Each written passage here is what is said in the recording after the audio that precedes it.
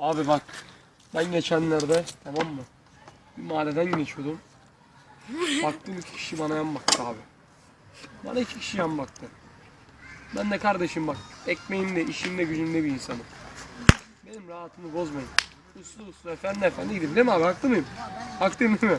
Hak verdi, kafasını çevirdi abimiz. Gidiyordum abi. İşte yan baktım meselesi, niye yan bakıyorum falan filan. Öyle başladı muhabbet derken abi. Bir baktım, çocuk bana bıçağını çekti. Mücahit arkadaşını buldu. Bıçağını çekti abi, resmen çıkarttı çakısını, bana bıçağını çekti abi. Abi Enes de yanımdaydı. O an geldi yani abi. Abi. Şşt, abi. Abi ben buradayım abi. Heh. Abi bak geldiler bıçağı çekti Abi abi. ne bıçağı çektiler abi. Aynen abi. Ben şimdi ne yapayım abi? Bana hak versene abi. Abi bana bak abi. Abi bana bak, benim asabımı bozma bak. Şu abi kaçtı.